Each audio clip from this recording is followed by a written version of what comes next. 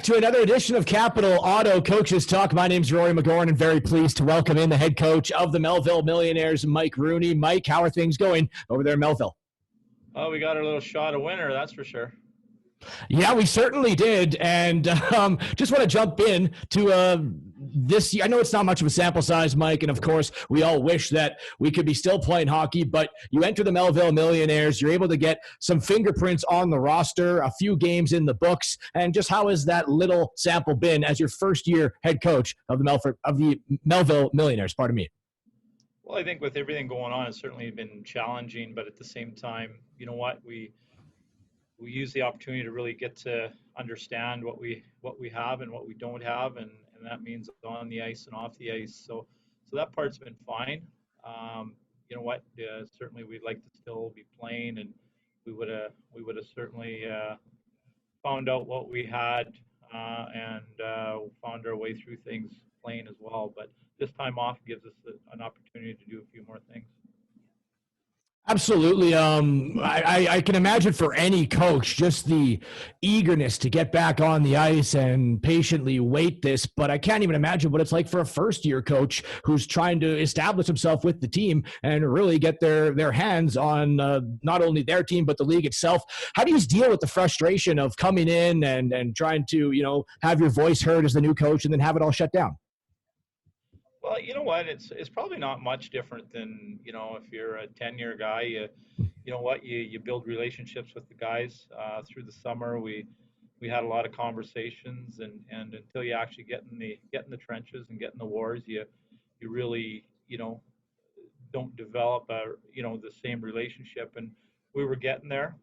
You know what? We had some ups and downs even before, just before the game started, some different moments where put ourselves in situations where we found out a little bit about each other, and I really like the relationships we've built, and it has been difficult. It is too bad. I think we could do some good things this year with the organization and with our group, so hopefully we can get back to the rink and get practicing and then get playing some games.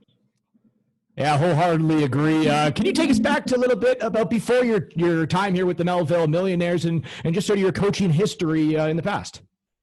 Oh yeah, it's been a long journey. You know what? Actually, I got my first goal in coaching up the highway in Yorkton with the midget program there. Lived a couple of years there and dabbled my feet and had an opportunity to work with some good hockey guys, and didn't really know where that was going to take me. And next thing I knew it, I was doing some things in junior B, and then landed into Kindersley and then over to Notre Dame. And you know what?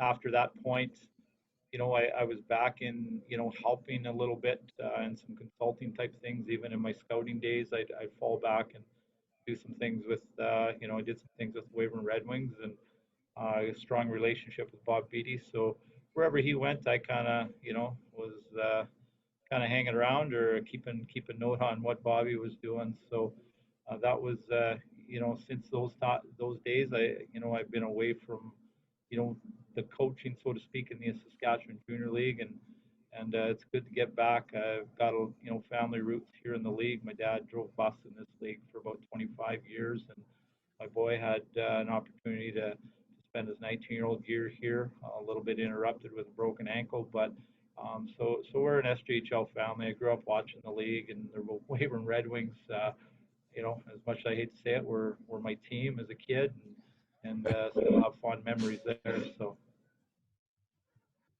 Absolutely, yeah. Now one of the South Division rivals, of course, the Weyburn Red Wings, as we're joined by the Melville Millionaires head coach, Mike Rooney, on Capital Auto Coaches Talk.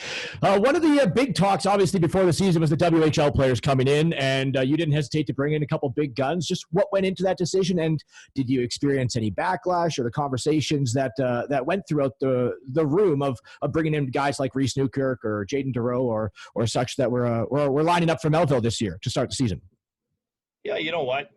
Certainly it was up for debatable opinion, and from our point of view, our organization is going. We want to go forward with things. We want to provide our players the opportunity to learn from each other, but also learn from people that have experienced some different things. And first of all, our dressing room had the opportunity to have two NHL draft picks come into it.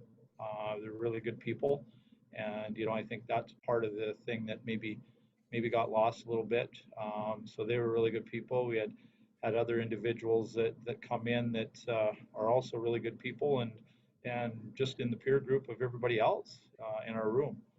Everything we did, we stepped through it with our leadership group. We stepped through it with our team, and no doubt ice time maybe got taken away a little bit, but in the same regard, all our young guys we had playing with that line or with the forward line was a real good experience. We Chase Berthelette was one, but also Zach Kane spent a certain amount of time with him. Kyle Bocek spent a certain amount of time, and then via the power play, different people. Jonathan Cron got to be in some of those situations along with Mackenzie Walkington when he finally got back from injury. So everybody shared in it, and it was a really good opportunity. And where we're at with an organization, it was important. We looked at it like it was a little bit of the January 10th deadline. Any moves? We didn't make any moves at that time. When we approached this next deadline, if we would have maintained our roster, we still would have had to make moves. We had three forwards on the long-term injury reserve list, so it created the room for us. And really, it wasn't that bad. We have some young defensemen, so for a D-man to play alongside Landon Kosier obviously was a good thing. And our goaltending situation, Brian Thompson come in and was a good mentor, and no doubt stops the pucks for us, but a good mentor for our guys that don't have the junior experience of the others. So backlash, probably. We don't do it, probably. You win games, means you did something to get ahead of things. You lose games, means you didn't do enough to get ahead of things. So I got big shoulders. I'm a big boy now, so I can I'm quite fine with what maybe other opinions are. Well, that's just the discussion. I mean, there's going to be people that say, how is he going to fill the holes? But then they don't see what's happening behind the scenes and how these, like you said, NHL draft picks, and two of them at least, can benefit the other players on your squad. So fair to say that the pros easily outweighed maybe the cons that could arise later on down the road. Yeah, no doubt. And with our guys, they, for the majority of those five, they all had connections, to a certain degree into Melville. That was important, and at the end of the day, good people. Just just good people that fit in, and we'll kind of miss them around here, but at the same time, we got some good players. Listening to the hockey at noon show, and you can't really measure speed in the stats. I tell you what, if there's a guy faster than Jonathan Cron in this league, and I know Luke Nakama, even on our team, has the speed. He's probably more quick than overall top end speed. But Jonathan, it'll be interesting. Whatever rating he's got, they better crank it up a little bit. We'll have to ask here, Moneyball, who's watching the interview as well, about what the speed rating of Jonathan Cron and Luke Nakama is, two members of the Melville Millionaires, as we're joined by head coach Mike Rooney here on Capital Auto Coaches Talk. How was the selection process for the SJHL virtual showcase for the South teams, where Melville Millionaires once again well represented? Yeah, you know what? It was different. You kind of had to check yourself and think, okay, it's not real, but yet you tried to do the process real. And like Matt, I think, indicated, it probably didn't get to a point where maybe it would if it was real. Yeah, but you still fought for guys, and and hey, yeah, I wanted to see other guys in the game too as well, and the criteria come into play a little bit, but you know what? Yeah, there's always guys that should or shouldn't be in there, and based on somebody's opinion, and it's but I think we got a lot of guys that could have been there.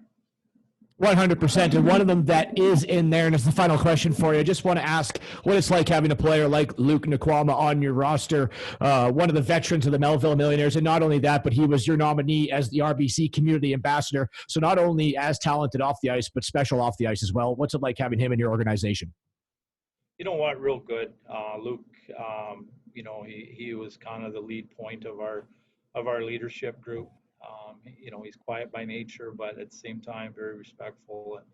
And through the whole process of coming here and getting, first communicating with him in May, working with him throughout the summertime, and into the season it's been a real pleasure. He's a good young man. All Luke wants to have a good hockey experience as a junior and have an opportunity to move on to to post-secondary, whether it be Canada or U.S. And I think those opportunities are certainly there. Obviously, COVID has stalled it out a wee little bit. Would have been a benefit to have that staple season, so to speak, and really show people. But you see part of it. I think all the fans in the SJHL appreciate what he brings, but until you really get to know him, you really don't. And we would have been. We talk about bringing things to the room, but I think with Luke, he probably, when he got to see, Reese and Jaden and the rest of the guys kind of in the room, it wasn't so much maybe he learned something, but maybe one of those aha moments to think, what, I'm not far off this. And I think that gives him a real boost of confidence. So, and it should. So, yeah, I respect him a lot. We got a lot of guys in that category. Our criteria for a program is good people, and we got a lot of good people in our dressing room. So that's a good sign for the future. 100%. And we had Luke Nakama on the show last week, and we were urging the scouts, although we're not playing hockey, to go back and watch tape because absolutely any post-secondary school, wherever it may be, would be lucky to have a player like that. Mike, thank you so much for joining us. Wish you all the best in the future. We really hope to get back on the ice soon, and so you can continue to carve your success with the Melville Millionaires. Great. Thanks, Rory. Appreciate the time. You're very welcome. It's our pleasure. There was Mike Rooney, Melville Millionaires head coach on Capital Auto Coaches Talk. We'll be back next week as we feature more coaches around the SJHL.